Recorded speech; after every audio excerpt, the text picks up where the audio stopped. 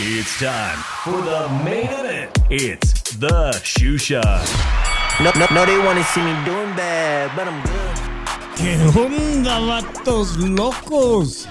It's your boy Dave in the 702 coming at you for that Monday night boxing recap known as the Shoe Shine. Joining me all the way from the city of brotherly love. Shout out to my co-host, Philly Irish Drew Evo. Que pasa, homie? What's up, Dave? Salute to everybody joining us in the replays. I see already some people coming in the chat. Appreciate you. Bruce Gas, Boxing Jazz, and more. Make sure you guys go check him out on YouTube doing his thing. It is a huge week in my new home here in Las Vegas, Drew. People are starting to arrive. The Super Bowl kickoff is happening right now, I believe, at Allegiant Stadium. And my boy Speech Impediment Man, our comic friend of the show, he is down there right now sending me pictures of what's going on at Allegiant Stadium. And to think about it, probably would have been as close as I could have got to the Super Bowl. Why I'm not there? Because I'm devoted to Monday nights right here to the Shoe Shine, to be with y'all. That's Come right. on, Dave. Tell the truth, Dave. You can't afford tickets. Drew, it was only $50 to get in. I'm like, why didn't I go to that? But I am going this Thursday, guys. We're going to talk about boxing because I'm going to what's going to be kicking off a lot of these festivities, this Top Ranks card. Of course, Teofimo Lopez returns to the ring, and our channel has started to grow exponentially, I think, as a result of Teofimo Lopez, because I ran into him in the interview with his father, and Teo got Drew and I a lot of subscribers. So if you're new to the channel and you're a new subscriber, thank you so much. This is what we do Monday nights. And now Wednesday nights too, Drew, as it looks like football season is over and Tailgate Talk is wrapping up. We're probably going to have our last show of the season this Wednesday, and we'll be able to devote most of our energy right to this channel, to the Shoe Shine. That being said, Drew, lots to cover about Conor Benn. Fought in Las Vegas at the Cosmopolitan at lunchtime. Show started at 11 a.m. We're going to get to that too, Drew, but there's some really sad news that I want to talk in the boxing sporting world. Most importantly, a boxer died this weekend, guys. He fought on the Top Rank card, was the co-main event to the Monster Inoue, December 26th. I'm talking about Kazuki Anaguchi, 118-pound prospect / contender, who was the co-main to the Inoue fight, Drew. Even though he was winning some of the, I think they had him up maybe 5 rounds, he sustained some pretty serious head trauma, in which he went into a coma and lost consciousness and passed away this past weekend. Drew, the guy fought for a very long time, and he fought for over 30 days for his life. And we're reminded just how incredibly deadly the sport of boxing is. And these warriors put their lives on the line.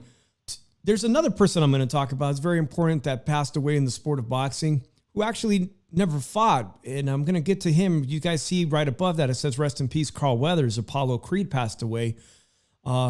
This is an incredibly dangerous sport as it is, which is why boxing fans give a fuck. We care so much when there's known cheats or people purporting to not cheat and to try to get away with things on performance-enhancing drugs. And that's why this Conor Benn reappearance here in Las Vegas is so important, because in the UK, he's still banned. He's still suspended. He's awaiting an appeal, right, Drew? Which is why he's here in Las Vegas trying to make a name for himself. They had the fight early on, and we're going to get to that, Drew.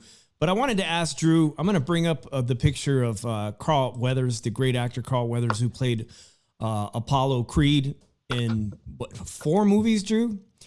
What was your favorite movie, Drew?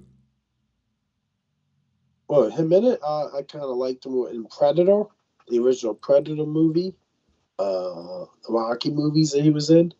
Right. So, was there a favorite Rocky movie of yours? He was training Rocky.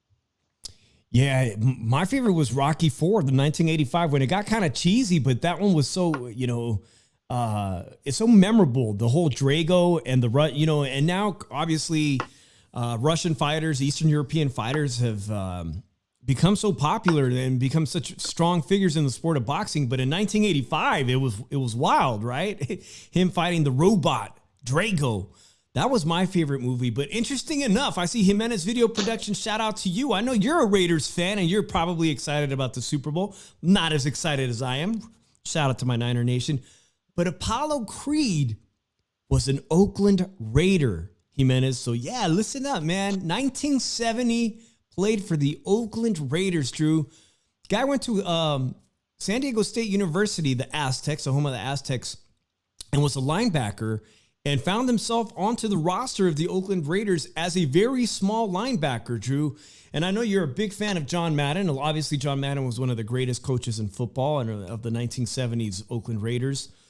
But he was cut from the Oakland Raiders in 1970 after just 7 games with the Oakland Raiders. Reportedly, John Madden had told him, "You're just too soft."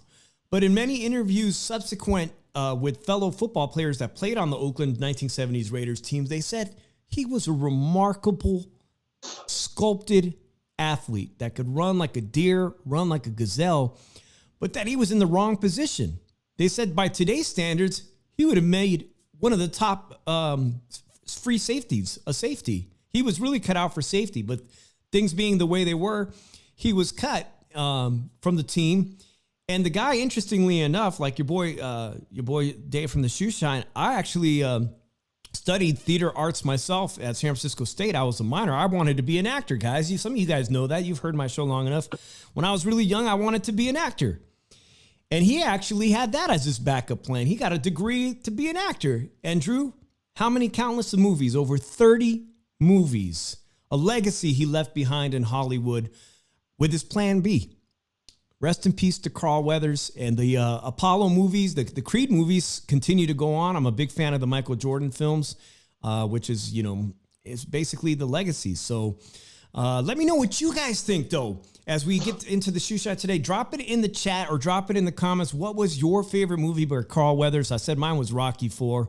Obviously, I overheard a lot of people today saying, Drew, Sylvester Stallone was inducted into the Boxing Hall of Fame, and now with the passing of Carl Weathers, they hope Apollo Creed's going to get inducted as an honorary member of the Boxing Hall of Fame. You agree with that?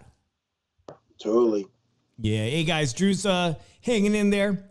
I think Drew's not feeling, obviously, you guys are very used to the way Drew sounds, but Drew's here, and he's not feeling too great. He's getting over it. Chicano Prophet says he had great comedic chops too. That's right. He was in Happy Gilmore. I mean, this guy's acting career just went on forever, right? He was in Happy Gilmore. I know he did some Adam Sandler movies. I enjoyed his acting career far more than the Juice, even though the Juice went to Galileo High School in San Francisco and grew up in the projects of Potrero Hill, San Francisco. I enjoyed Carl Weathers' movies much more than the Juice. All right. Speaking of the Juice, we're going to get to Connor Benn and all his drama and all the eggs and the enclomiphene and the clomiphene and how he says, he's proven. I'm done with that. I had nothing to do with that. Even bigger news than that, guys, I need to know what you guys think, because there's people going around the internet that think that Tyson Fury faked this big cut, guys. Obviously, last week we mentioned it, Drew. I was freaking excited. And just a couple of weeks after the Super Bowl, we were going to get that ultimate heavyweight unification for undisputed crown. Usyk versus Tyson Fury is off for now. What have you heard, Drew, about the new date, the cut? Let me know what you guys think. Did you guys think this was Fugazi? Is this cut bullshit? It don't look fake. It's obviously somewhere where Tyson Fury's been cut before, and it was a pretty serious cut by all means from what I'm reading. But let me know what you think, Drew, because I was kind of really bummed out that this cut happened. It's a very serious cut. 90 days, they say, potentially you need to wait. Oh, I was bummed out too because I was looking forward to the fight. Now it's fucking May 18th, but I think people are really overreacting a little bit. Let's be honest. We know how the LDBC plays everything, and how the Comets they pull make it cut glove gate and everything. And I think a lot of people that criticize them are doing what they're doing. And it doesn't make them any better than the LDBC. I said it on Twitter. Some content creators are saying, boy, he faked it and everything, or it's cut gate and everything. For people that have the right to say shit about the LDBC, you should be the last people to fucking say that shit. Because you're no better than they are. Yeah. It's God's honest truth. And this is fucking a shame. I understand people do not like Tyson Fury and everything. But I'm gonna be honest. When I looked at some shit on Twitter and people are negative shit about Fury all the time, and I just gotta say, can some Fury haters say one thing unbiased against Fury? Seriously, can they come up with anything an unbiased opinion against Tyson Fury? No, they can't. Because they got nothing better to do. Because they are a big fan of AJ. If AJ's failed them so much, and since AJ had that mental breakdown in the win that Usyk caused him to have and everything, they figure they get behind Usyk now. It's fucking funny. It really is.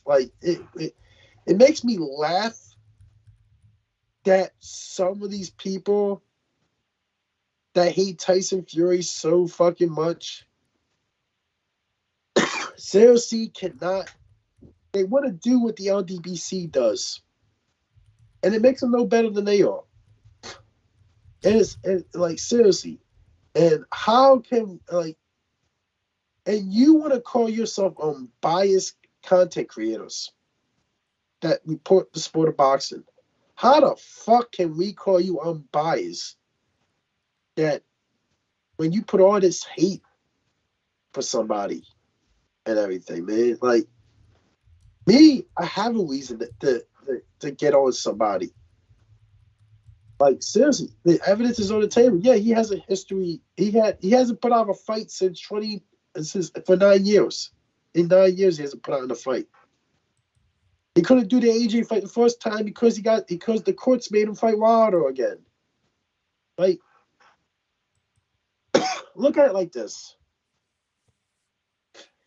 I know people are disappointed that this fight's not happening now. I'm disappointed too. But at the end of the day, what gives you fucking people the right to talk your shit and accuse somebody of cutting themselves? Is that the conspiracy shit you heard? I have to be completely honest with you guys. Before looking at the evidence, the video, the sparring, the leaked sparring, or the sparring video that was put out by his own camp, and seeing the injury, my first initial response, Drew, was, here we go again. Here we go again with a Fury antic. My first suspicion was that it was bullshit. Yeah, I have to be honest, because I thought, listen, he just had this horrible performance against the UFC former champion Ngannou, and he's probably thinking, I need a little bit more time. But then when I saw the evidence, it was clear as night and day to me. All right, he got hurt. Literally, he was in looking really good shape. I was very surprised at the weight he was coming in already just a few weeks before, and he was having really hard sparring, and he was preparing for a shorter fighter with an inside game, and obviously that led to that whatever wild elbow and the elbows cause a lot of havoc. Speaking of a lot of nasty cuts, guys. I wasn't going to talk about this, but you guys remember Austin Trout, who had a great fight with Canelo Alvarez. Austin Trout was fighting this weekend in bare knuckle fighting championships, Drew, against someone that I used to be a really big fan of, this guy, Diego the Nightmare Sanchez from, I believe, New Mexico or Arizona. I think New Mexico. Remember him, one of the very first UFC Tough Enough guys? That fight was brutal. And Austin Trout, he's talking about he's close to 40 right now. He said that he's not ready to give up the sport. I know he was fighting an MMA guy, but wow, he looked damn good. He looked really good, Drew. His counterpunching was on point. I know it's against an MMA fighter, but that fight is that sport is just brutal. Like that sport, I just can't even get behind bare knuckle fighting. I don't know why Paulie entertained it. I don't know why Austin Trout is entertaining it. Austin Trout, at this point, could be a gatekeeper and get himself a nice payday against some of these young guys at 154 pounds looking to put a good name on their resume. Go out and watch that bare knuckle fight between Diego Sanchez. Diego Sanchez landed a few good shots. He came to fight like always. He's another fighter that's almost 40, but ultimately, as we're talking about Tyson Fury and cuts, wow, do you get cut up bad in the sport of bare knuckle fighting? So what'd you guys think? Did you guys think it was all Fugazi? Is Tyson Fury faking it? Obviously, to me, the evidence shows the cut was real. Drew, it's now going on for May 18th, but you were telling me something really interesting because a lot of people were concerned this fight's not going to happen even in May. So what is on the line from the great, the proper word to call the Saudi, his royalness, his highness, his greatness? What is it? I'm not just being disrespectful. But he had some words. There's something on the table, right? If you don't show up to fight. He said whoever pulls out a fights guy pay $10 million out of his pocket to the guy. There it is, guys. $10 million May 18th. That's well over 90 days like that. This is about 90 days, right, Drew? I mean, Tyson Fury's got to stay in shape and avoid the heavy sparring up until the very last minute.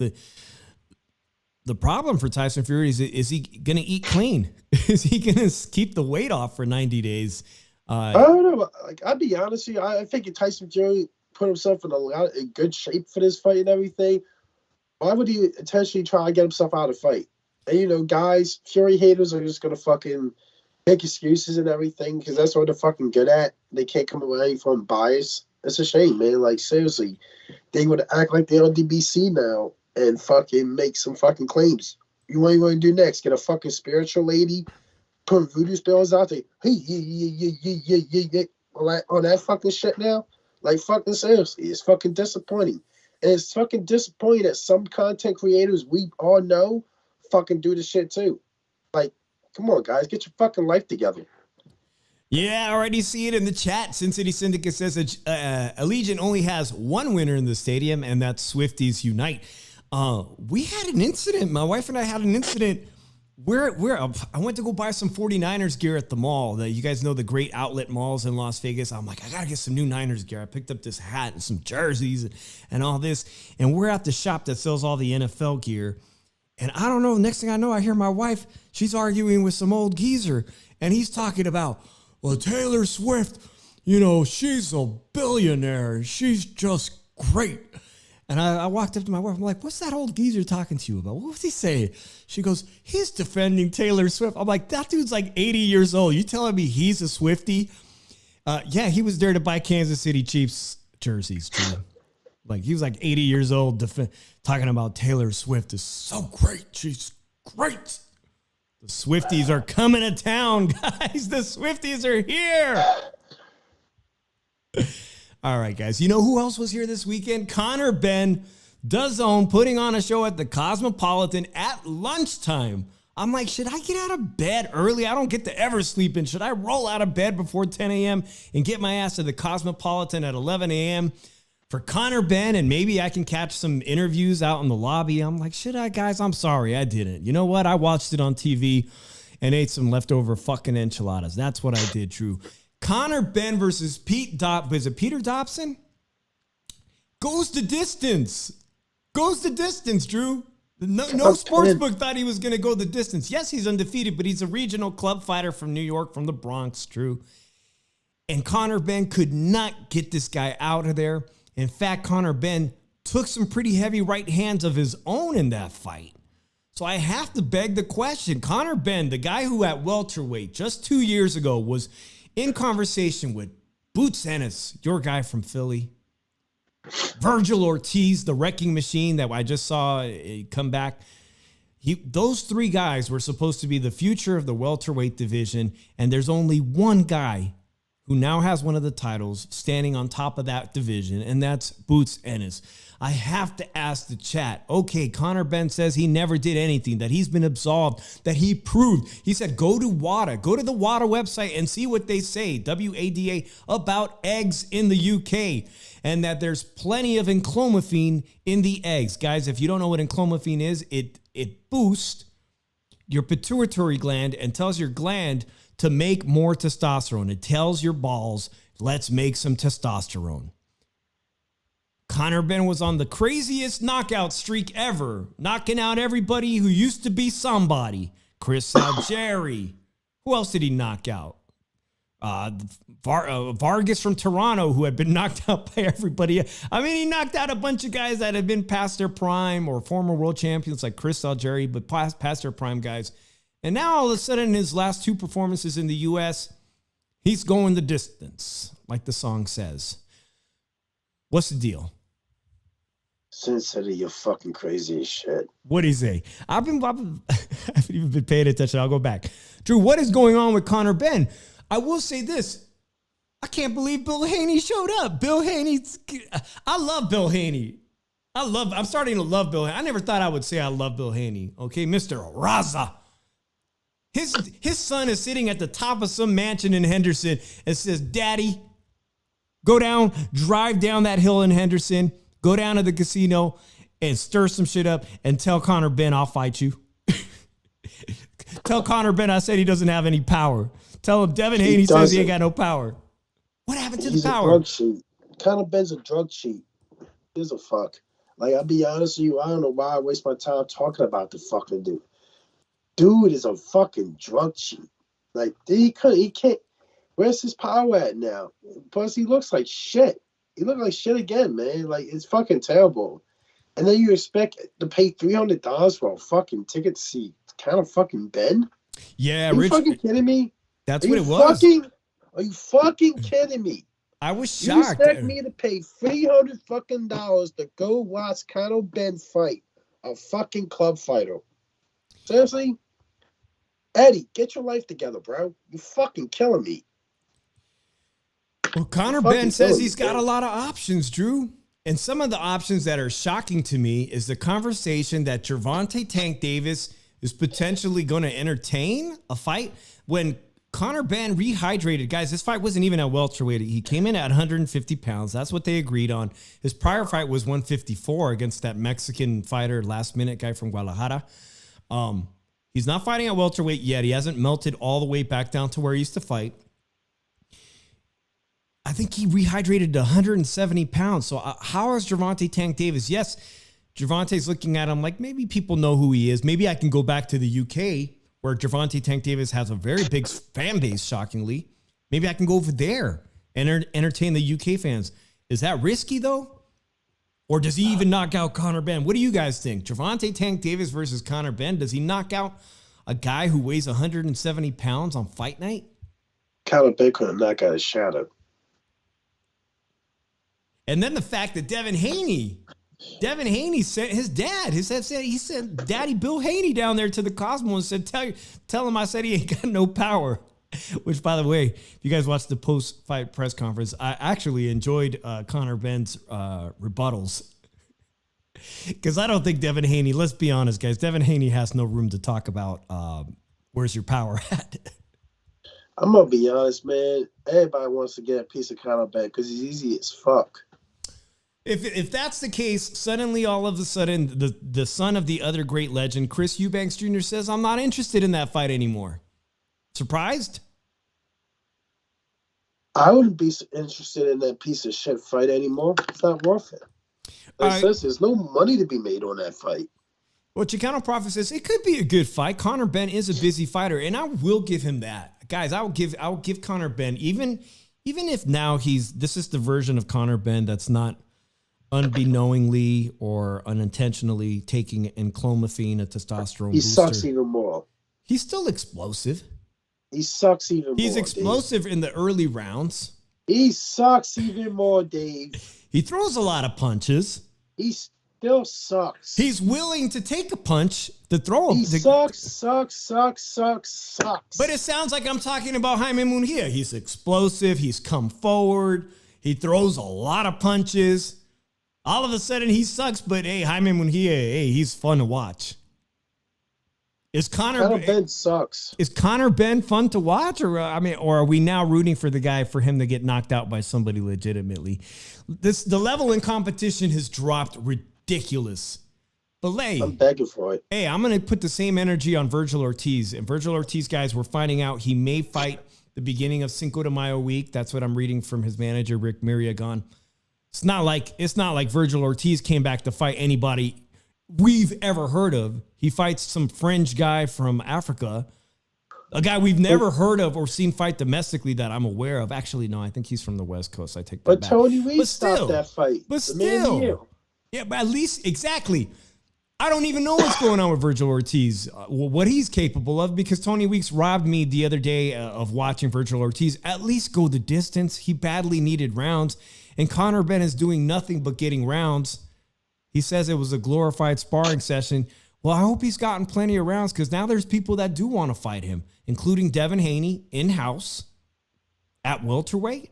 Devin Haney's been toying with the idea of moving up to welterweight. Obviously, Devin Haney thinks he can pick off all the shots necessary to beat Conor Benn, or he would not have set his daddy, Bill Haney, down there to potentially make something happen. Gervonta Tank Davis.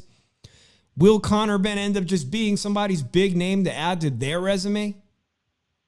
You call him a big name, Dave? What the fuck? Well, you're right. Nobody even knew he was fighting in Las Vegas. But to them, it's a sizable, it's a decent name. There you have it, guys. Hey. Conor Benn sucks. Dave, how many times I gotta say he sucks tonight? He sucks. I'm trying to see how many times I can get you to say that. All right, I'm going to ask you the only question that matters. The only question that matters. He says he's going back to welterweight and he wants the big fights. Boots Ennis. What is going to stop that from happening, Drew? I would love to see Boots Ennis versus the son of the legend, Conor Benn. I want to see it. I don't know. You have more losses than his fucking dad. That's for fucking sure. Let's see it, guys. Sucks. I'll be honest. I'm reading right now. I've said I'll be honest a million times today because I'm gonna keep it honest. But it turns out Conor Benn is saying, "I would love a fight with Mario Barrios." That's who he wants to fight. I even picked Mario Barrios to whoop his ass. He sucks. Mario Barrios, the guy that lost to Gervonta Tank Davis, the welterweight. Mario Barrios is looking good. Shout out to Bob Santos, Las Vegas, straight out of San Jose. Bob Santos and his son. Mario Barrios has been looking pretty good at welterweight. But then again, it seems like all the fighters that used to be somebody at welterweight have gotten old. And now we're just wondering what the young guys are going to do with that division. All the action is at 140. All right, speaking of UK fighters, Drew, there was another fight that I really wanted to watch, and I had to watch the replay of it because I could not find it. I thought ESPN was carrying it, which I got that dumb app. Then I got the DAZN app. And then I find out Buatsi versus Aziz, the UK fight that everybody was anticipating. Buatsi versus Aziz. Why is everybody anticipating that? Because Joshua Buatsi is really talented Olympian. He's a guy that I've been watching him on DAZN cards. That's why I thought it was going to be on DAZN. And he was fighting somebody that he was friends with that was going to supposedly give him hell. This fight was once going to be held at the O2 Arena, and that fight was canceled. Aziz Buatsi has just earned himself a ticket to fight Dimitri Bivol. He's the WBA mandatory with this win. Not saying it's going to happen. Dimitri Bivol's got big plans. Artur Beterbiev is in the middle of that. That's a long shot. It's not a long shot, but it's not a foregone conclusion that Bivol is going to beat Beterbiev. So, nonetheless, Buatsi earned himself a WBA mandatory position. Drew, did you catch the highlights? This card was kind of fun. A lot of people are calling this a contender for fight of the year type fight. Yeah, I thought Buatsi clearly won the fight, though. Yeah, the scorecards were heavily in his favor. Let's see here.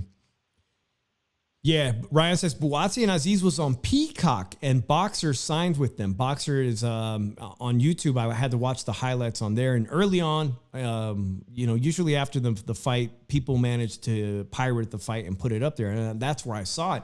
And that's where I saw a performance by somebody that I'm even more intrigued with, guys, is this fighter, Ben Whitaker. Silver UK. He's a silver medalist, an Olympian.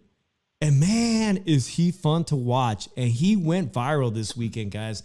I want to show it. I don't have it ready, the clip, guys. But Ben Whitaker went viral on Twitter because he reminded everybody of two fighters from back in the day. One of them being the UK's Prince Nassim, who used to be the showboat king before the Mexicans got to him. And the other one is a African-American fighter from the U.S. that I used to love watching on ESPN fights. And I'm talking about Emmanuel Augustus, the drunken master, Drew. And people had to debate, this guy is showboating. And the referee's saying, you can't do that, mate. You can't do that here. It's disrespectful. Is it disrespectful, or is this what boxing needs again, guys? They need a character like this, somebody that is that athletically gifted that can just toy with you. Yes, he fought a guy that had 10 losses, but he's a silver medalist. I'm pretty sure he's going to be able to do this against some top-notch competition. Yes or no? It's up to the boxer to stop him from doing it, not the referee. The referee should shut the fuck up, stay out of the way. I'm doing it once. He gets caught, he sort of stop doing it. Well, that's what happened to Nassim Hamed. That's right. Yeah, and I just mentioned that when he finally fought the Mexican fighters, and he came to the U.S. to fight, and all of a sudden the showboating got him in trouble. And Ryan says that showboating is going to get him in trouble someday. I think at the very elite levels, obviously, we saw the very elite level. We saw someone that's a bit more advanced in their professional career, also a medalist, Buatsi at the top of the card, but both light heavyweights. I honestly think give this guy a couple of years, he's the future of the of the light heavyweight division as well. Ben Whitaker is very, very impressive. All the natural gifts and attributes he has. But really, Ramundo says he did that against a cab driver. Yeah, the guy had a lot of losses on his record, Drew. Yeah, he did against a cab driver. That being said, I did see some evidence in the amateurs and some very elite levels. He did do that kind of stuff against people that are now ranked professionals. So, and he is a silver medalist. That says a lot. You know, Amir Khan was a silver medalist. Someone that I'm going to watch fight this Thursday that we're going to talk about, Drew. Keyshawn Davis, the U.S. silver medalist, is the co-main attraction this Thursday night. Drew, let's get into that Thursday night card. I know I'm starting to lose my voice. I know you've lost your voice. Thursday night, here it is in Las Vegas, the kickoff Super Bowl week at the Mandalay Bay. Your boy Dave will be in the house. I'm very excited about this one. Teofimo Lopez, made for I'll talk to him. I said he was made for TV. He says here he's the showman returns. Was Peacock? Yeah, he said he wanted to fight on Peacock. I'm like, what the hell? What is Peacock? I heard him say Peacock. Peacock. I'm like, oh, okay, Peacock. Okay, well, Boxer signed a deal with Peacock. And I don't have the damn app, and I'm tired of buying it. I've got plenty of apps. I don't need more apps. $5. I don't need any more damn apps. Is that what it costs? $5 a month. Did you sign up for it? Because Peacock did something, guys. Speaking of Super Bowl and tailgate talk here on our show, our football show, Peacock signed millions of subscribers for that. And it was the AFC playoff game for Kansas City Chiefs. They signed millions of new subscribers by purchasing the rights to that football game. And apparently they've retained them. So Drew's saying $5. Did you pay the $5? He paid $5. Yeah, I think he joined Peacock. Another app that I must sign up for now just to watch UK boxing. No, I'm not going to sign up for it. Teofimo Lopez versus Jamaine Ortiz, Drew. Two guys who have fought Drew's favorite fighter, Lomachenko. Teofimo beat Lomachenko to take the crown at 135 before moving up to 140 pounds. Jamaine Ortiz, a regional club fighter who fought Teofimo Lopez for the National Golden Gloves, everybody's favorite amateur tournament, lost to him. They said, 7 years ago? They've already fought, these two. Jamaine Ortiz wants revenge. And I got to ask you guys, I've seen Teofimo weeks back. He looks very happy. I've never seen the guy look happier ever. He seems to be in a great mental space, but he also seems to be overlooking his opponent, in my opinion. It looks like he's thinking about the next big fight. He keeps talking about the next big thing. The next big thing for his promotion company, Takeover Promotions, and who could potentially be the next big fight. He's talking about whooping Subriel Matias's ass. He said this week that he eats Puerto Ricans for lunch. That he ain't got no problem with Puerto Ricans. He beats all their asses. Jamaine Ortiz, Puerto Rican. Is he overlooking his opponent? I got to ask you guys, is he overlooking Jamaine Ortiz? Could Jamaine Ortiz be a spoiler? Because we saw the Australian play the spoiler. Something wasn't right, and he got the best of Teofimo on that night. Could this possibly happen on Thursday? Drew's pick of the week is this fight. Uh-oh. Here we go. Let me guess that you think Jamaine Ortiz could pull off an upset. I'm picking Jamaine Ortiz to win by decision. Interesting. And you bet $10. You bet $10 on DraftKings. You win $85. Not bad. That is, I was thinking about that today. That's the bet to make for the upset this week. Obviously, I don't see Keyshawn Ortiz, who's going to fight Pedraza. That's the co-main. I don't see that being an upset, but there is a small potential for an upset on Jamaine Ortiz's best night. But let's talk about what Chicano Prophet says here. Ortiz gave Loma quite a fight. He did, but inevitably the critics are going to come back to what happened to Ortiz in that fight, and which is that he ran out of gas. He ran out of stamina and allowed Lomachenko to take control of that entire second half and pick up easily the other 6 rounds. Was it a 10-round fight or a 12-rounder? It's a 12-rounder. Right. It was, and he gassed out.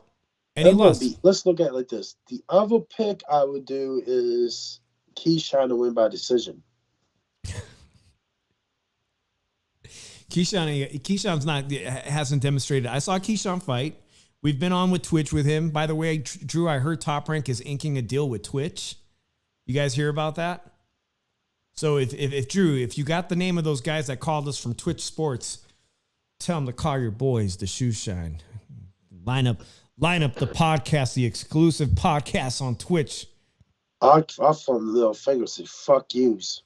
And they fucked us, Dave. They rigged us. It's fucked up, man. Keyshawn Davis said, "There's nothing personal, guys. It's business."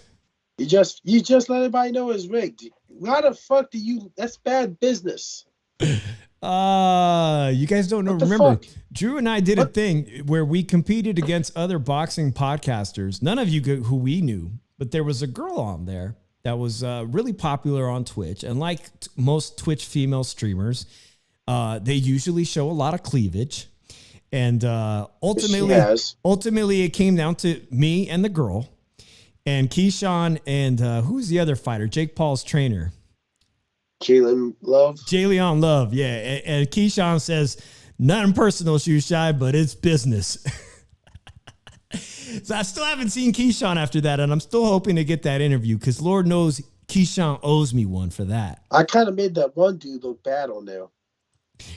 Yeah, that's right. Drew competed too. Drew came pretty. It was fun. I told the dude, nobody wants to listen to this dude life. This dude tells his life story for asking a fucking question, for Christ's sake. All right. Ruli Ramundo says Ortiz ain't got a chance. I think he's got a chance early on. Will it be one of these performances where Ortiz overlooked his opponent? There was a Spanish fighter, Sandor Martin. Oh man, but he's a southpaw. That was arguably a very close fight. And that's what I'm wondering is how close can Jamaine Ortiz make this fight, Drew? Can he get over all the athleticism Teofimo has? Who's the bigger fighter? Jamaine Ortiz. Yeah. Jamaine Ortiz is looking solid at 140 pounds. And after just one fight, he looks like the much stronger, heavier opponent. But Teofimo says, look, Josh Taylor, you seen Josh Taylor's reach. You seen his size. He was leaning on me. And you saw what I did to Josh Taylor. I'm going to do the same thing to Jamaine Ortiz. Ortiz is a better counterpuncher than Taylor. Better counterpuncher than Sandor Martin? Interesting. Guys, sorry, who cares? My camera's out of focus. Whatever. I've been trying to get it to focus. All right, let's read the chat. Let's catch up on some of the chat. The phone line is open if you guys want to call. Shoeshine Boxing, new podcast, Dave and Drew do Vegas. And we're all kind of waiting to see if Drew ever comes to Vegas this year. And Ryan also says, I'm kind of leaning on Ortiz, though. I think that everything is aligning to be kind of a situation where Ortiz could pick up a major upset. I know that Teofimo Lopez looks very comfortable right now. He's very happy. He looks to be in a great mental state. But is he overlooking what Ortiz is going to bring? And obviously Ortiz, he has a lot to prove as a professional, and he's probably just as hungry to get that revenge. He thinks he could make himself a world champion this weekend. And Drew, even the thought of Teofimo Lopez in the interview this week saying that he would beat the brakes off of Subriel Matias, that Matias is a one-dimensional fighter. He might be one-dimensional, man, but the guy could crack. He might crack harder than any fighter I think Teofimo Lopez has ever faced. Well, if he gets the right hit in, it could change the fight. So, it doesn't matter if he's a one-dimensional fighter. Like, if Teo can't stop it, then you can't do shit with it. Yeah, let's who else is on the card? They were going to have Fernando Vargas' son, Emiliano Vargas, who's obviously in line to be a prospect of the year. He's not on the card, but Charlie Sheehy, Bay Area Charlie Sheehy, who is friends with Lukey Boxing, a really elite level amateur boxer who's now on a 7-pro fight. I'm excited to see Charlie Sheehy. He's on the undercard, Drew. The co-main, obviously. Let's talk about the co-main. Let's talk about Pedraza, the sniper. Pedraza, who is the best win on Gervonta Tank Davis's record, in my opinion. It was a time when Pedraza was still a somebody, and Gervonta Tank Davis seemingly came out of nowhere and stopped Pedraza. That is the best fight. And that's years ago at this point. So what are we accomplishing with somebody as young as Keyshawn Davis, the silver medalist, beating Pedraza, who recently, he just fought at 140 against Jose from Fresno? Didn't he just fight that dude from, who did he fight? He went up to 140, now he's coming back down to 135? Think so, but I think it's because of decision. And is it because you think Keyshawn Davis just doesn't crack hard enough? I think he's too. The experience is going to kick in. That's going to help him survive. Oh, that's right. Ryan says Abdullah Mason is also on the card too. Obviously, he's one of the youngest guys right now at Top Rank and Stable. They always have a great way of picking up the very young, the best of the very best that are young. They picked up Xander Zayas when he was 17 years old. Bob Arum was excited as hell to pick up Abdullah Mason as very young, just probably the same age.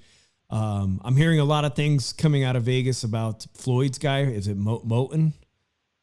You guys heard of him? He's like 17 years old. He's also going to be fighting, I think, on the PBC card. But as far as like those two fighters, 17, 18, 19-year-old kids, the ceiling is like unbelievable for these kids. And obviously, I don't expect to see much out of Abdullah Mason's opponents yet, Drew.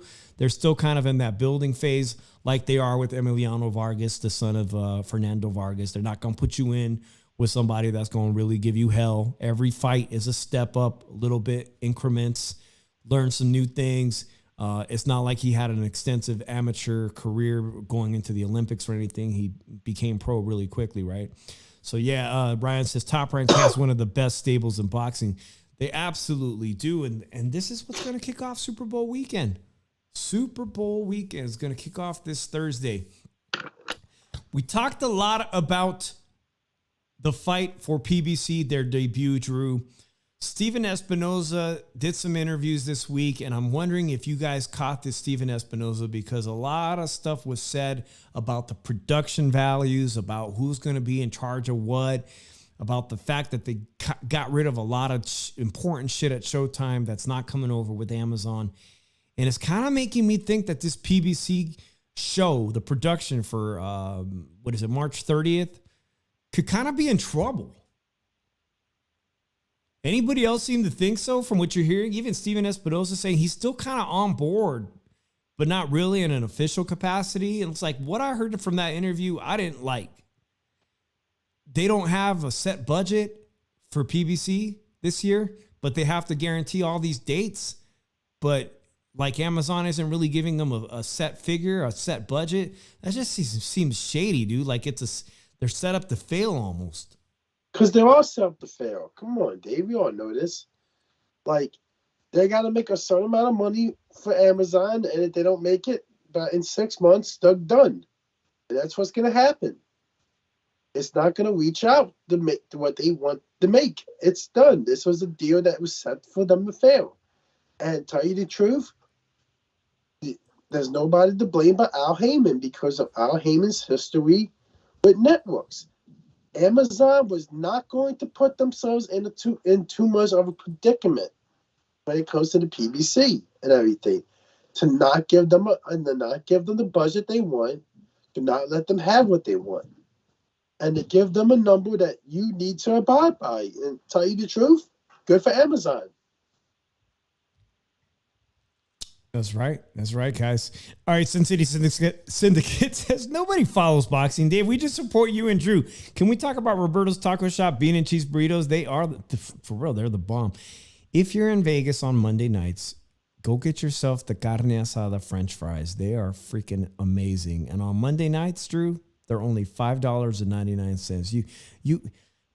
I know you ain't got Mexican food like we do out on the West Coast, Drew. Just imagine French fries with delicious grilled steak on top, cheese, guacamole, sour cream. I just hate the French fries. Oh, man. It's straight up heaven, and only $5.99 on a Monday night. I just hate the French fries. You got to come to Vegas and try the Mexican food out here, guys. All right, Wednesday night, we're coming back for, that's right, the last episode of Tailgate Talk. I don't know how we did it, but we did it, Drew, and the debate obviously we need to have, is Brock Purdy a franchise quarterback, or will he just be like the Colin Kaepernick or the Jimmy G's of the world, the one and done, never got it done? Or are we looking at Steve Young 2.0? Potentially, are we looking at Joe Montana?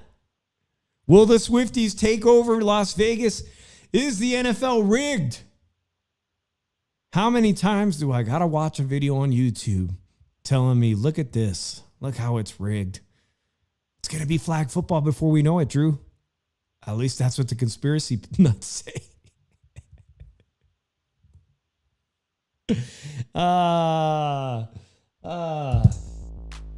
Bang, bang, Niner gang. All right, guys. I know it was a thin show Monday night. Obviously, as Sin City Syndicate says, nobody follows boxing, which is why it's been a rough road for Drew and I on YouTube. And we finally are starting to make some traction. So make sure that you are subscribed, even on your burner account, if you got one. And I know you guys all got burner accounts, because I got a burner account. Bet you don't know who I am, though. James, dang, you need to get that on the download, man. So make sure you subscribe from every burner account you have. Go make one or two and subscribe to the channel. Watch hours. Let's talk about watch hours.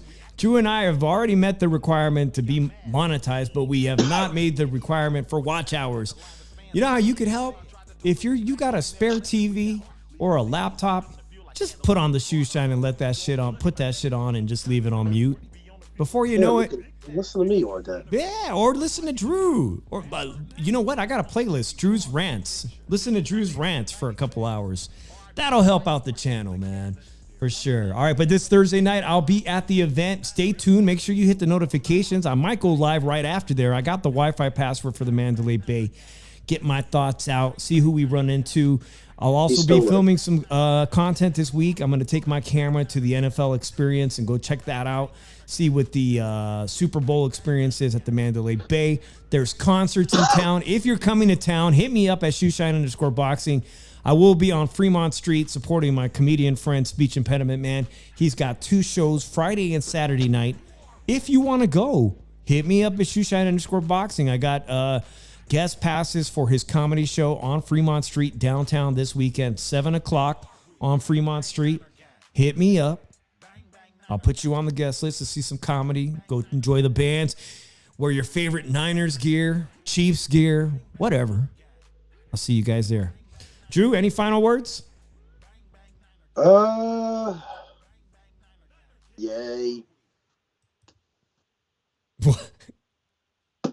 All right, guys. Wish Drew luck. Wish Drew gets better quickly, and we'll see you guys on Wednesday night. Peace out, everybody. I'm Dave in the 7 and 2. Drew Evo. Peace.